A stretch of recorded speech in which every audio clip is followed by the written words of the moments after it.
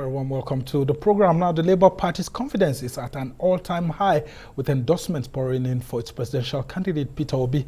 The former governor of Anambra State has in the new year enjoyed some endorsements by prominent Nigerians, even as he has continued his campaign rallies with a stop today in Ekiti State, southwest of the country.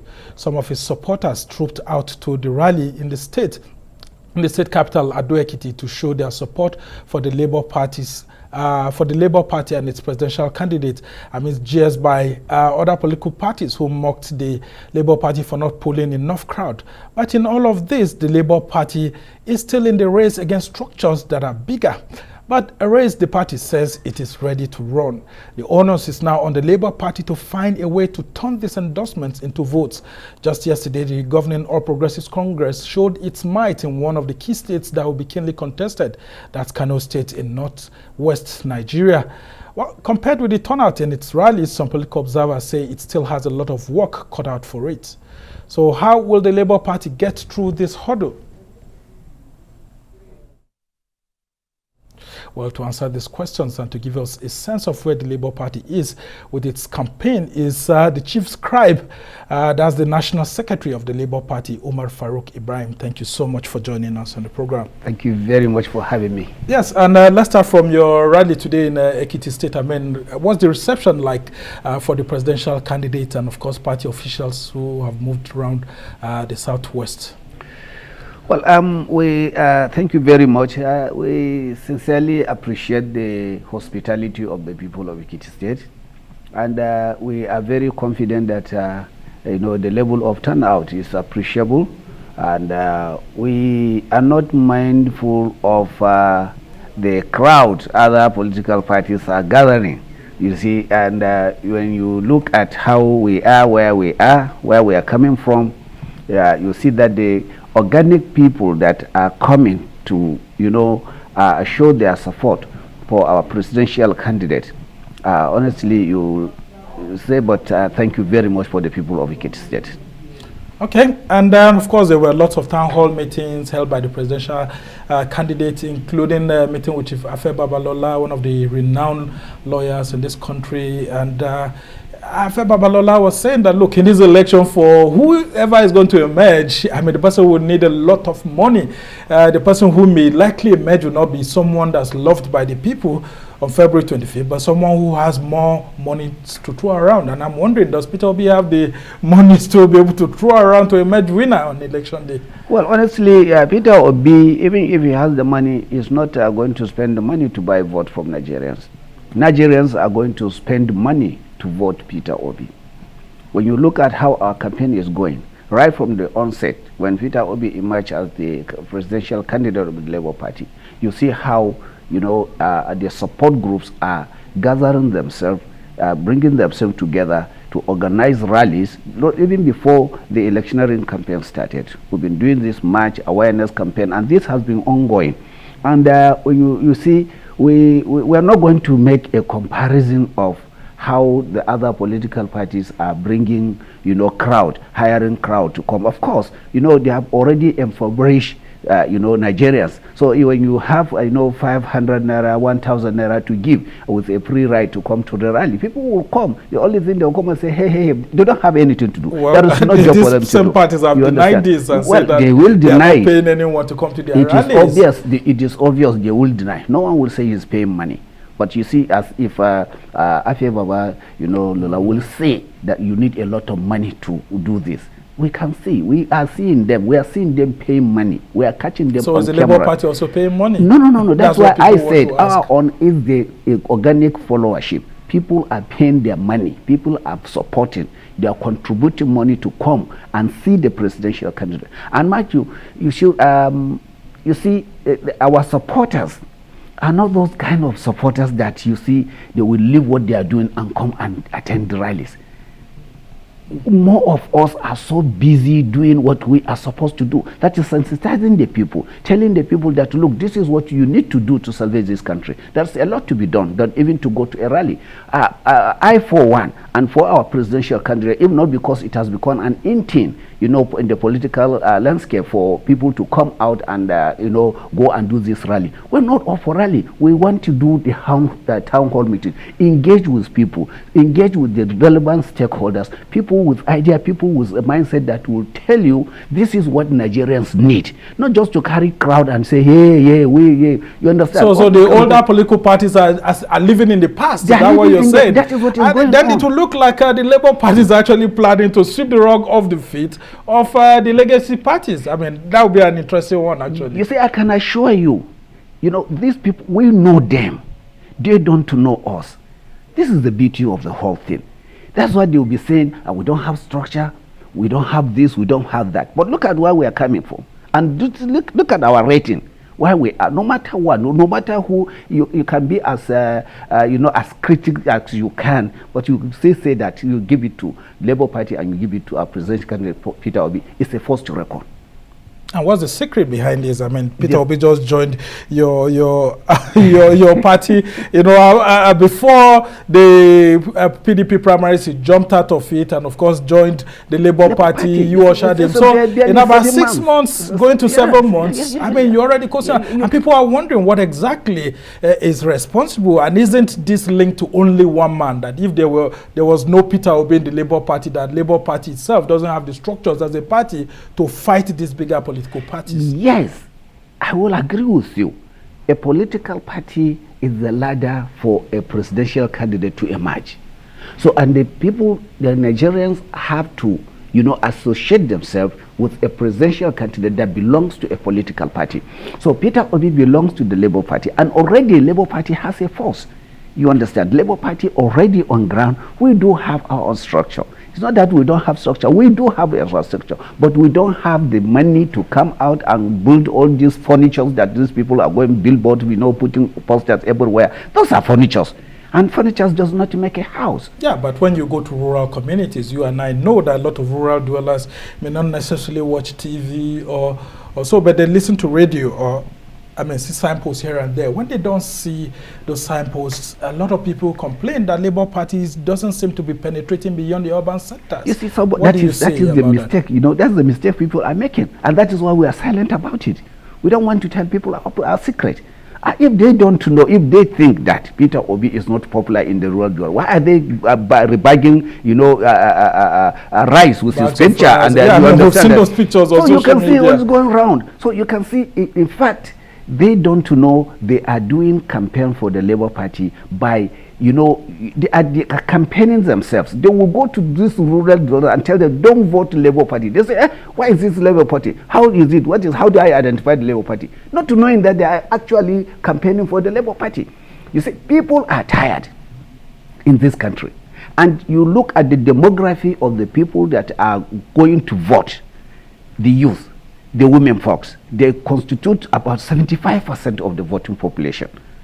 And these are the people that are disenfranchised. These are the people that this administration and the first administration of the PDP has, you know, dashed their hopes.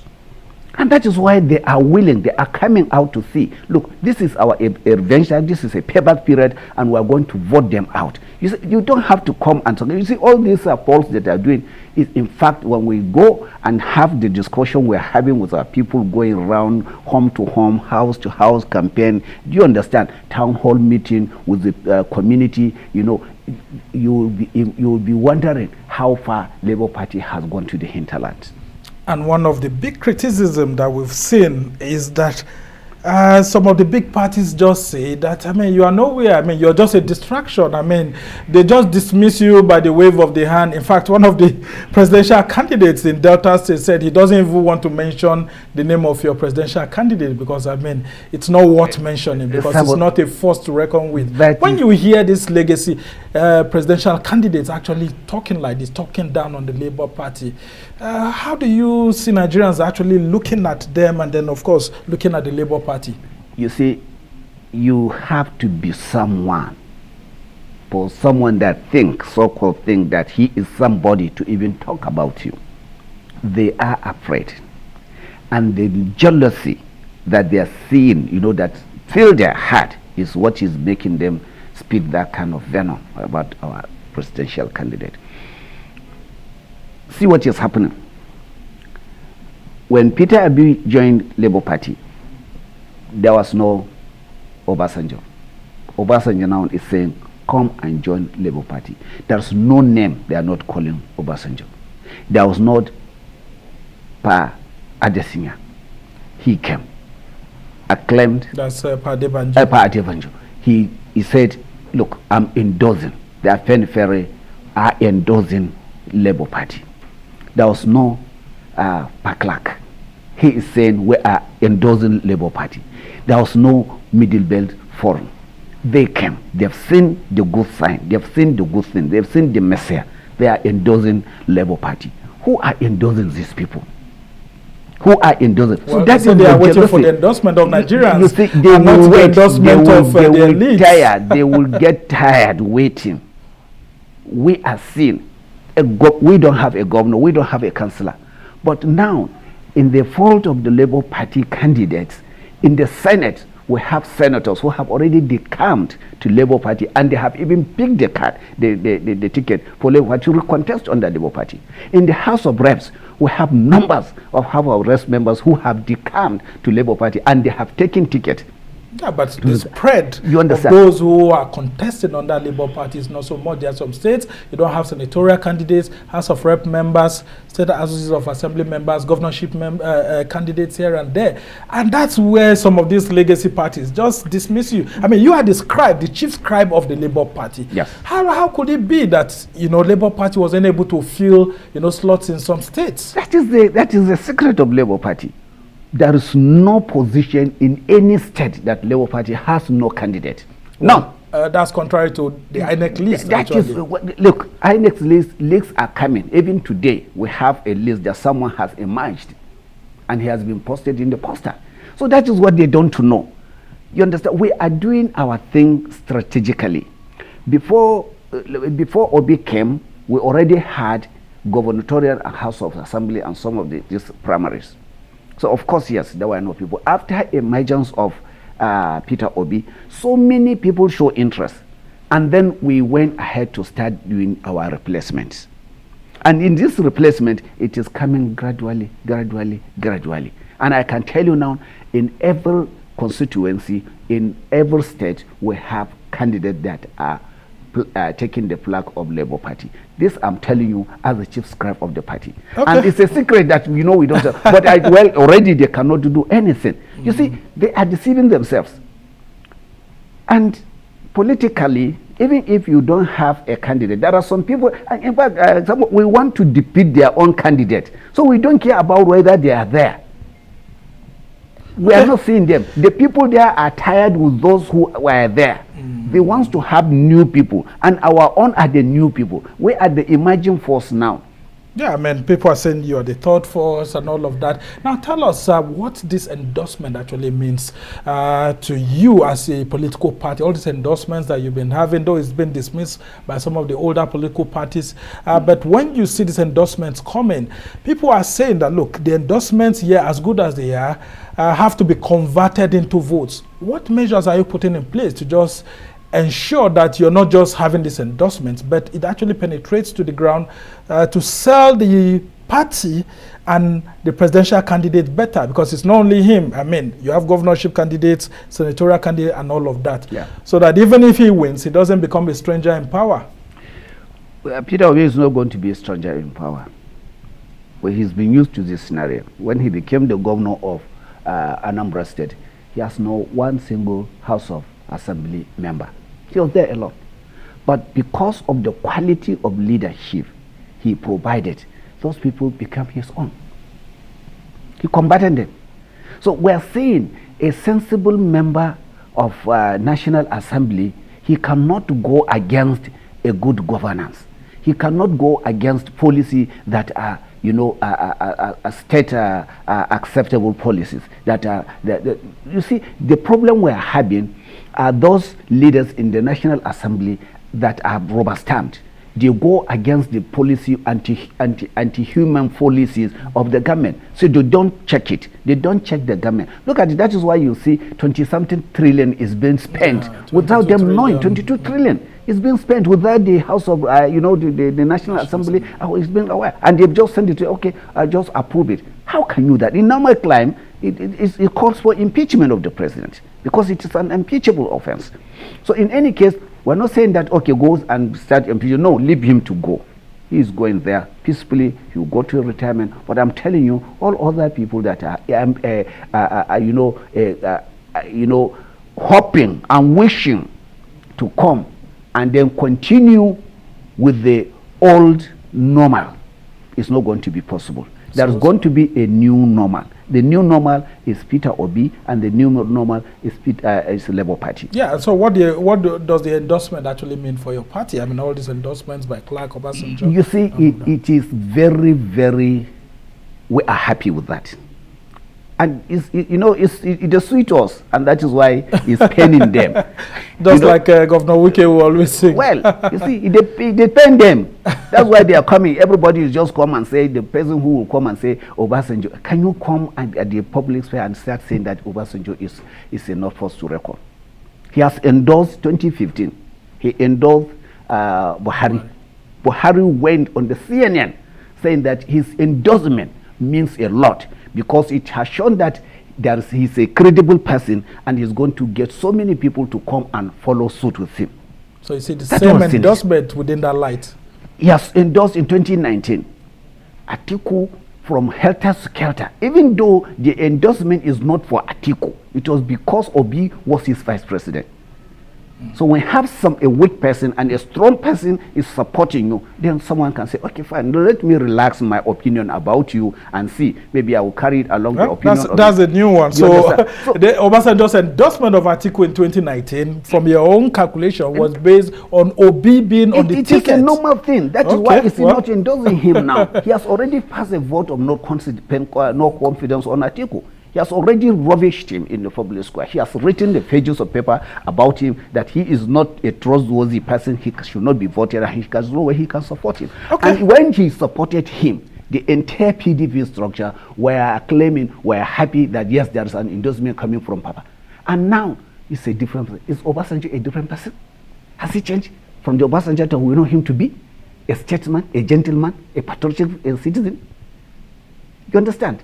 Okay, so why should Nigerians actually vote a Peter Obi and not a Bola Tinubu or an Atiku Abubakar or a Rabiu Musa Kwankwo? So what's so important about Obi and the Labour Party, and what are you offering Nigerians differently from these other political parties and their candidates? Many, plenty. But one, foremost, is the content of his own character. Peter Obi is a tribalized person. He has a high sense of accountability. He is not someone that you come and say he has a think of corruption associated to him. Unlike the other candidates, none of them. They all have files in our anti-corruption grabs. They all have questions to answer, but not Peter Obi.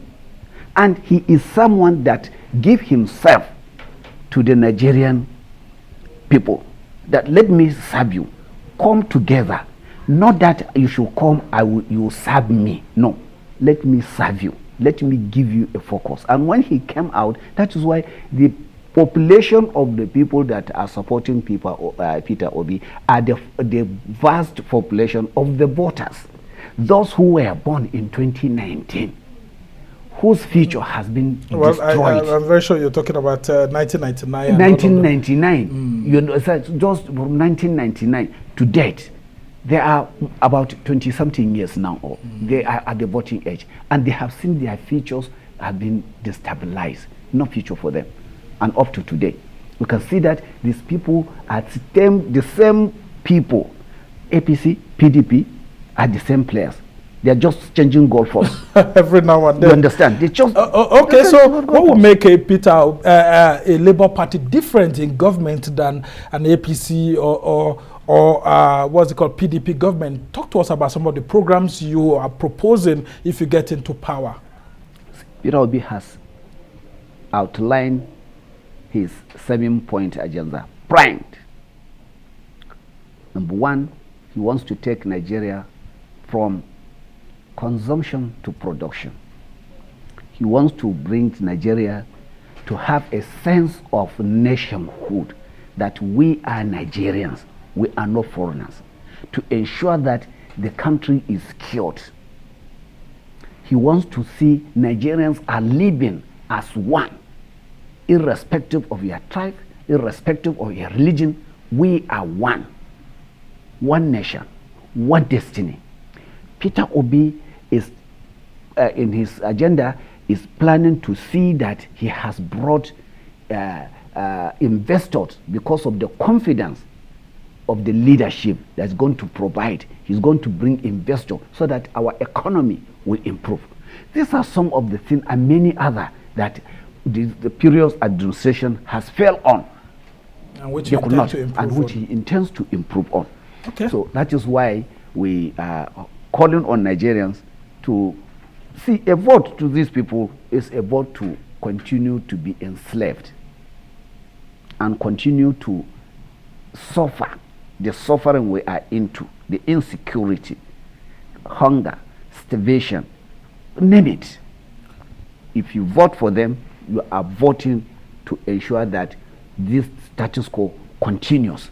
All right, as we try to round off this conversation now, you are from the northern part of the country, and there's this talk here and there. I'm very sure you would have seen that rally in Kano yesterday. There's this talk here and there that, Labour Party is virtually non-existent in especially the northwest and northeast. That, yeah, if maybe if you come to the north central, yes, you see a foothold of Labour Party, but at least in the core north, that the Labour Party is non-existent. And of course, you would have seen what happened in your party, where some of your executives were also fighting and saying that, look, the leadership of Labour Party seems to be tilted towards more of the southerners than having northerners. So within these two perspectives, do you think the Labour Party is a good sell for those in the north? And is Peter Obi well accepted in the north? If you have shortcomings, how are you working between now and February 25th to ensure that there's more acceptability for Labour Party in the north? You see, those who are saying Peter Obi is not accepted in the north are just saying that from the premise of the religion conviction. And that is what is very wrong. You don't campaign a national, politically you want to become a president and you start coming with divisive. The APC have already come and made itself plainly out where it stands for. Because of its Muslim ticket? Because of its Muslim ticket. Atiku has come out clearly and say they should vote for him. The North should not vote for anybody but him, because he has come out for. I have forgotten so that is because of ethnicity interest. Ethnicity interest.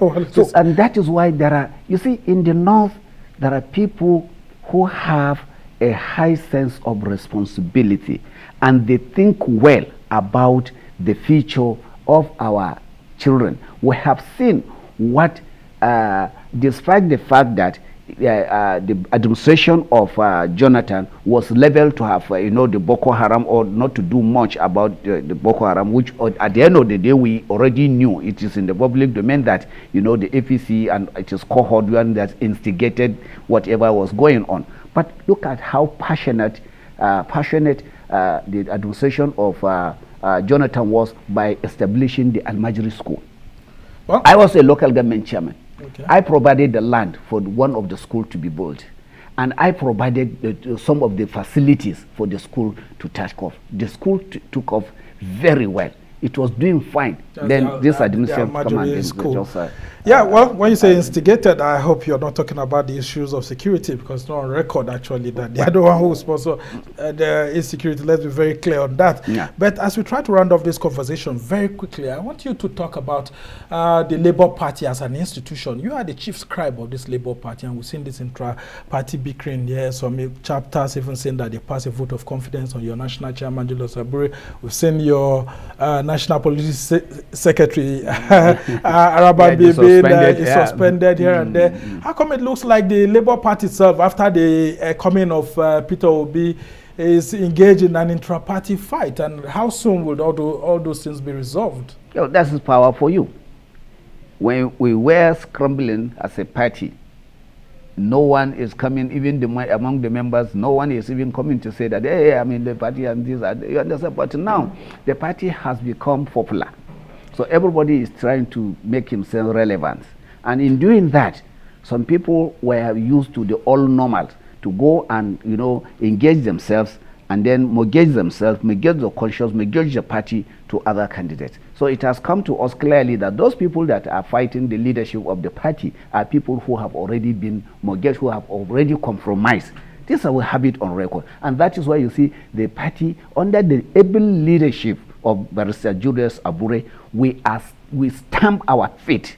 Then the NWC sat down and passed a vote of confidence on the leadership of the party from top to bottom. And anyone who we find out he is being, compromised, then we're going to deal with him in accordance with the constitution of the Labour Party. Just before I let you go now, do you foresee the Labour Party winning this presidential election on February 25th? Clean and clear. Can you predict how many geopolitical zones, out of the 6 geopolitical zones, how many of them you think you can actually win? Well, you see, I cannot be a crystal ball, thing, but I can see the dynamics of the policy and the politics and the way, the way the people are feeling, where we are going, the silent bus that we are taking. We are going to take, and the distraction, and there's going to be some kind of obstruction between these 3 political parties, the NNPP, okay, the APC, and the PDP. That's going to be a serious obstruction. So when you see the last poll that affair, you find out that even in Lagos, Asuajo is hardly getting 50%. When you see Atiku in his own, Adamawa, he hardly got, he's just scrambling between 45% and so. Even Konkoso in his Kano. All right, well, and that's why there have been these talks of a runoff here and there. That may not be clear winner at the There will be clear winner, and the clear winner is going to be Labour Party, Peter Obi. Well, Umar, thank you so much. Umar Farouk Ibrahim is the National Secretary of the Labour Party, which is now being called the Third Force, and we must thank you so much for helping us to understand the issues in the party, the campaigns, the presidential candidate, and of course, the optimism that is being shared by the party and other leaders of the country that Peter Obi will emerge winner on February 25th. Well, it's left for Nigerian voters to decide.